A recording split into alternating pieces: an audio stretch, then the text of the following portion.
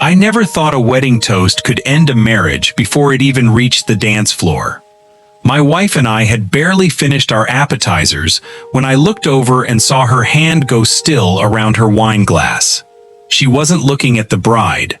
She wasn't looking at the groom. She was looking at the best man, and her face had gone the color of the tablecloth. 20 minutes later, while 200 guests clapped for the newlyweds' first dance, my wife's chair sat empty. Her napkin was folded on the seat, like she'd never planned on coming back. I found her purse still hanging off the back of it, her phone inside, buzzing with a call she wasn't there to answer. I've spent 12 years as an attorney, reading people who don't want to be read. I know what a poker face looks like, and I know what it looks like when it cracks. My wife's face cracked that night, and by the time the band played the last song, I understood that the woman I married had walked into that ballroom carrying a version of her life she had never once shown me. Before we dive deeper, let us know in the comments where you're watching from. We'd love to hear from you. And don't forget to hit that subscribe button so you never miss any of our upcoming videos. My name is Nathan Whitaker. I'm 37. I practice family and corporate law here in Portland. And until that Saturday night in June, I would have told you there was nothing left to learn about my wife. Emma and I had been married 9 years. We had 2 kids, a mortgage, a mother-in-law who still hadn't fully forgiven me for existing, and the kind of daily rhythm that made surprises feel like something that happened to other people's marriages. The wedding belonged to Emma's cousin, Paige, a bright, easily moved 26-year-old who had asked Emma to do a reading during the ceremony. Emma had cried through the rehearsal. She'd spent 3 weeks agonizing over a dress. She was, by every measure, thrilled to be there. So when she went white at the sight of a groomsman she'd supposedly never met, I had questions I couldn't answer. Who was Marlon Holt to my wife? Why did she leave without a word to me, to her mother, to anyone? And what version of Emma's life, before me, before our son, before our daughter, had I never once been shown? To understand how strange that night was, you have to understand how ordinary our lives had become. My wife runs the volunteer program at our son's elementary school and still finds time to bake cinnamon rolls every Sunday that he inhales before they've cooled. Our daughter is 7, and she has strong opinions about which of her stuffed rabbits gets to attend which family outing. This wedding required, by her ruling, the gray one with the missing ear. My mother-in-law had flown in for the occasion, which meant I'd spent the drive to the venue absorbing gentle commentary on my choice of tie. Emma had grown up close to Paige. They were only 3 years apart, more like sisters than cousins, raised half a mile from each other before Emma's family moved north. My mother-in-law liked to tell the story of the 2 girls sneaking into their grandmother's closet to try on old wedding dresses, laughing so hard they ripped a seam. It was the kind of history that made Emma's excitement about this wedding feel completely uncomplicated. She'd talked about Paige's fiancé with real affection, a soft-spoken high school teacher who'd apparently won my mother-in-law over within an hour of meeting her, which is no small feat. What I didn't know, what I'd never had a reason to ask, was how much of Emma's adult life had happened before I came into it. We met when she was 29, already established in her career, already someone who spoke about her 20s the way most people speak about a country they visited once and don't plan to revisit. I'd always assumed that meant nothing had happened there worth mentioning. I'd never once stopped to wonder if it meant the opposite, that something had happened, and she simply preferred the door stay closed. There was a small moment, weeks before the wedding, that I hadn't thought twice about until much later. Emma had been looking through the guest list to help with seating, and she went quiet for a few seconds over one name. "Small world," she'd said, mostly to herself, and moved on. I hadn't asked which name. I hadn't asked because there was no reason to think any name on a wedding guest list could matter to me. The morning of the wedding, Emma was radiant in a way that still catches me off guard after 9 years. Sea glass green dress, hair pinned back the way she does for occasions that matter to her, humming along to the radio while our daughter narrated the rabbit's outfit choices from the back seat. If there was foreboding in her that morning, she hid it better than I've ever seen her hide anything. That, in hindsight, told me more than I understood at the time. My wife is a terrible liar about small things and a remarkably composed one about the things that actually frighten her. We arrived at the venue, a restored barn outside the city, with string lights strung across the rafters, and for the first hour, everything was exactly what a wedding is supposed to be. Emma delivered her reading without a single tremor in her voice. She hugged Paige so hard, the photographer had to ask them to separate for a photo. She introduced me to relatives I'd met once, years ago, at a holiday party neither of us fully remembered. It wasn't until we sat down for dinner, until the wedding party filed in for introductions, that anything in her posture changed. The MC called out the groomsmen one by one, each escorting a bridesmaid to applause. I was watching Emma's profile, not the processional, because that's a habit 9 years of marriage builds into you. You learn to watch the person you love watching things, because their face tells you more than the thing itself ever will. So I saw it happen in real time. The MC announced the best man's name, and Emma's hand, resting on the table, curled slowly into a fist around her napkin. I leaned toward her. "You okay?" "Fine," she said. Too fast, her eyes fixed on a man in his late 30s, walking down the aisle with an easy, practiced smile. The kind of smile that belongs to someone used to being watched. He had sandy hair going gray at the temples, a groomsman's boutonniere pinned slightly crooked, and absolutely no idea, as far as I could tell, that he'd just detonated something at my table. Dinner arrived. Emma ate almost nothing. She laughed at the right moments during the toasts, but it was a laugh I recognized from courtroom cross-examinations. Technically correct, entirely hollow. When the best man stood to give his toast, Emma's grip on her wine glass went white-knuckled enough that I actually reached over and steadied it before it tipped. His toast was warm, funny, the kind that gets genuine laughs from a room. He talked about meeting the groom through a rec league softball team 8 years ago, about the groom's terrible taste in fantasy football picks, about watching him fall for Paige, the way you fall for someone you know you'll regret not fighting for. It was a lovely toast. It meant nothing to me. It meant something enormous to my wife, because halfway through it, she stood up, murmured something about the restroom, and didn't come back. I gave her 10 minutes before I went looking. I checked the restroom hallway, empty. I checked outside on the barn's porch, where a few smokers were gathered. No Emma. I found my mother-in-law near the bar and asked if she'd seen her daughter. Her face did something I'd never seen it do before. It went carefully, deliberately blank. The specific blankness of someone who knows exactly what's happening and has decided not to say so. "She probably needed air," she said, which is the kind of sentence people say when they're buying time, not giving answers. I finally found Emma in the parking lot, standing beside our car, with her arms wrapped around herself, despite the warm June evening, staring at nothing. When she heard my footsteps on the gravel, she turned, and I watched her decide, in real time, whether to tell me the truth or hand me something smaller and easier to swallow. "I have a headache," she said. "I think I just need to go home." I've cross-examined enough witnesses to know what it sounds like when someone is telling the truth about the wrong thing. There was a headache, probably. There was also something else entirely, and my wife had just chosen, standing in a gravel parking lot in her sea glass dress, to let me see only the smaller of the two. We left before the first dance.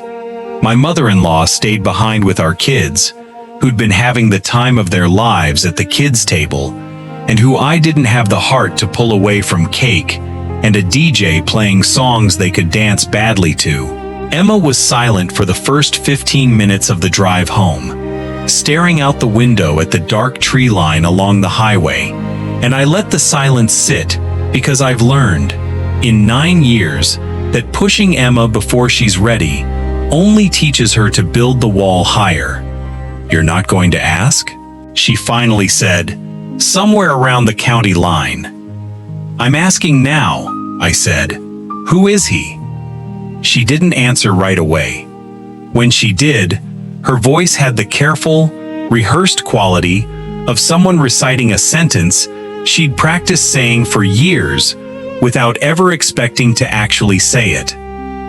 "Someone I used to know, a long time ago, before you, Emma." I kept my eyes on the road because I knew if I looked at her, she'd read my face and use that as a reason to stop talking. "You didn't leave your cousin's wedding in the middle of the best man's toast because of someone you used to know." She didn't answer that either. She asked me, instead, to please just let it go for tonight. And because I love her, and because I have learned that some doors need a person to open them from the inside, I did. But I didn't sleep. I lay in the dark, going through every conversation Emma and I had ever had about her 20s. The vague ones, the short ones, the ones that always ended with her changing the subject to something about my own past instead. A redirection so smooth, I'd never once noticed it as a pattern until I lay there at 1 in the morning, counting the times it had happened. The next few days were quiet, in the way a house is quiet right before a storm reaches it. Not tense exactly, just watchful. Emma went to work. She packed lunches. She asked our son about his math test. Life continued at its normal volume, except that every so often I'd catch her staring at her phone with an expression I couldn't read, and once, when it buzzed with a call, she silenced it so fast I barely saw the screen light up before it went dark. My mother-in-law called me a few days later, which was unusual enough on its own. She prefers to route all communication with me through Emma, a system I've stopped questioning. "I think you deserve to know something," she said, in the tone of a woman who has decided, after long deliberation, to hand over a secret she'd rather keep. "But it isn't mine to tell you. It's Emma's. All I'll say is, go easy on her. She was very young and very hurt, and she has spent a long time trying to make sure that hurt never touched the life she built with you." That was the moment the story stopped being about a stranger at a wedding and started being about a version of my wife I had never met. A woman who existed for 23 years before I did, who had apparently loved and lost something significant enough that she'd sealed it behind a door so well built I hadn't even known it was there. I did what any reasonably self-respecting, deeply unsettled husband with a law degree does. I started quietly asking questions. Not of Emma, I wasn't going to corner her, but of the people around the edges of her life. I texted the bride, carefully, asking how she knew the best man. She answered fast and unbothered. "Oh, he's one of my husband's oldest friends." Why? It told me she had no idea there was history there at all, which meant, whatever this was, Emma had kept it from her own family too, not just from me. The next lead came from somewhere I didn't expect. At our son's soccer game that weekend, his coach mentioned in passing that his wife had gone to college with Emma, a woman who'd apparently reconnected with Emma at the wedding after years of losing touch. I found her name in Emma's phone contacts that night, still saved from a text exchange the week before the wedding, and something in me, the something that spends its working days finding the thread that unravels a case, decided it was time to pull on it. If you've been enjoying this story so far, take a second to like this video. It genuinely helps these stories reach more people who might need to hear them. I called Emma's old roommate a few days later, and to her credit, she didn't hide behind vague answers the way my mother-in-law had. "I figured you'd call eventually," she said. "Emma and I were roommates all through college. I actually thought you knew. I'm sorry. I assumed this was old news by now." Then she told me something that rearranged 9 years of marriage in about 40 seconds. Emma had been married before. Briefly, at 24. I sat with that for a long moment before I could ask anything else. My wife, married before me. Not a college fling, not an ex-boyfriend who happened to show up at a family wedding. A husband, a wedding, a ring, a marriage certificate, a version of "I do" that had existed before the one she gave to me in front of 200 people and my own mother-in-law's disapproving glance. She filled in the rest, gently, the way you'd hand someone something fragile. Emma and this man had married young, barely out of college, swept up in the kind of romance that feels enormous at 23 and looks, from a distance of 15 years, like two people who mistook intensity for compatibility. It lasted 8 months. He had been controlling in ways that took Emma most of that 8 months to even recognize as a problem, monitoring her phone, discouraging her from seeing friends, making the kind of small, cumulative decisions for her that add up to a person losing themselves without ever noticing the moment it happened. Emma left. She got the marriage annulled quietly, in another state, and moved 3,000 miles away to start a life where nobody knew to ask about it.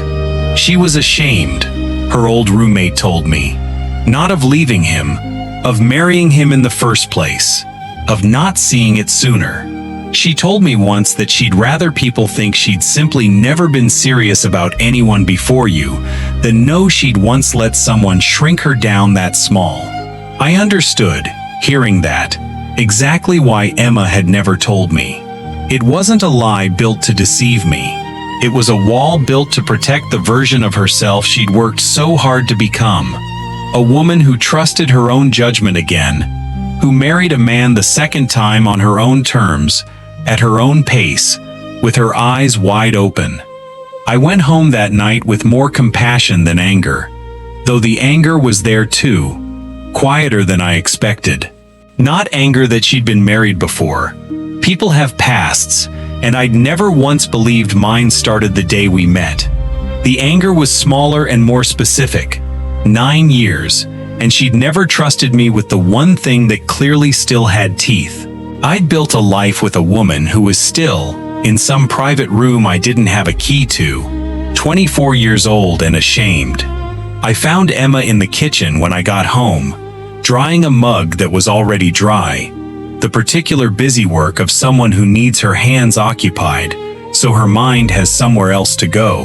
"I know," I said, and watched her shoulders drop an inch, like a held breath finally let go. I heard about the marriage. She didn't cry right away. She set the mug down very carefully, like the moment required precision, and said, "I was going to tell you eventually. I just never found a good time to make myself small in front of you." That sentence, "make myself small," told me more about the shame she'd been carrying than any explanation could have. We sat at the kitchen table until almost midnight. She told me all of it. The whirlwind at 23, the slow erosion of herself over 8 months, the humiliating clarity of finally seeing it, the annulment, the years of quietly deciding that the story simply wouldn't be part of the story she told about herself anymore. She told me she'd known he might be at the wedding. She'd seen his name on the guest list weeks earlier and told herself it was a small world, nothing more, that she could handle sitting in a room with him for one evening.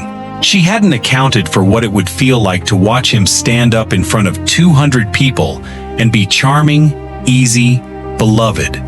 The same man who'd once made her feel like there was less and less of her every day, now getting laughs and warm applause for a toast about loyalty, of all things.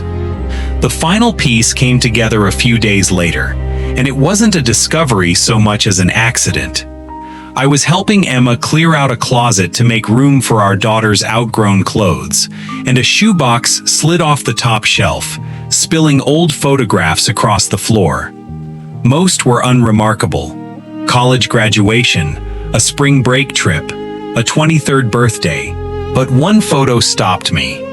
A much younger Emma, in a simple courthouse dress, standing beside a younger, thinner version of the man from the wedding, both of them squinting into the sun outside what was clearly a county clerk's office. I didn't say anything cruel about it. I just held it up and asked, quietly, "Why keep this?" Emma took the photo from my hand and looked at it for a long time before she answered. Because I used to think keeping it meant I hadn't fully let go. But I think now it's the opposite. I kept it because it's proof I survived something and came out the other side smarter. I just never wanted you to have to look at it and wonder if some part of me still belonged to him. That was the real twist of the whole night. Not that my wife had a marriage before me, but that she had spent 9 years believing that telling me would make her smaller in my eyes, when the truth was almost the opposite. Watching her hold that photograph without flinching, watching her finally say the words out loud instead of swallowing them, I felt something in our marriage settle into a sturdier shape than it had held before. I didn't need her to have been perfect at 23. I needed her to trust me at 37, and that night, for the first time about this particular subject, she did. We talked about my mother-in-law's silence too, and Emma explained that her mother had known the whole story from the beginning and had simply respected, maybe too rigidly, that it wasn't hers to share. "She kept your secret," I told Emma, "but she also kept it from me for 9 years while sitting across from me at every holiday dinner." Emma laughed, a real one this time, and said that was her mother in a single sentence: fiercely loyal, occasionally to a fault, and constitutionally incapable of minding her own business about anything except the one thing that actually mattered. We didn't reach out to the man from the wedding. We didn't confront him at some dramatic follow-up encounter, because there was nothing left for him to answer for that Emma hadn't already answered for herself years before I met her. He wasn't the villain of a case I needed to win. He was a closed chapter that had simply, awkwardly, resurfaced at a wedding, and the only real work left to do was between Emma and me, at our own kitchen table, without an audience. A couple of weeks later, on what would have been an ordinary Tuesday, Emma asked me to go for a walk after the kids were in bed. Under the same kind of string lights we'd stood beneath at that wedding, strung now across our own back patio, for no reason except that Emma had bought them on impulse that week, she took both my hands and told me she wanted to say the vows again. Not legally, not with an officiant, just the two of us, so that the words would belong entirely to us, and not carry even a shadow of anyone who came before. I said yes before she finished asking. We stood in our backyard on a Tuesday night and promised each other, again, on our own terms this time, exactly what we meant to build. Looking back, I don't think my wife owed me every detail of a marriage that ended 13 years before we ever met. I do think she owed herself, a long time ago, the freedom to stop being ashamed of surviving something hard. What she owed me, and what she finally gave me, was the truth. Not because the past demanded it, but because our future did.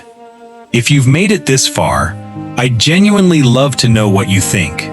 Do you believe a spouse has to disclose every relationship from their past, even one as significant as a first marriage? Or is some history simply theirs to keep? Drop your honest take in the comments below. I read every single one, And I'm always struck by how differently people see these situations, depending on what they've lived through themselves. If this story moved you, do me a favor and hit that like button. It genuinely helps more people find these stories, and it means a lot to know they're landing with you. If you know someone who's ever had an old chapter of their life resurface at the worst possible moment, send this one their way. I promise they'll see themselves in at least part of it. Make sure notifications are turned on, so you don't miss the next time something upends my family's quiet little corner of the world. And if you haven't yet, go ahead and subscribe. There's always another story waiting. And before you go, tell me in the comments where in the world you're watching this from tonight. I love scrolling through and seeing just how far these stories travel. Thank you for spending this time with me and my family. I'll see you in the next one.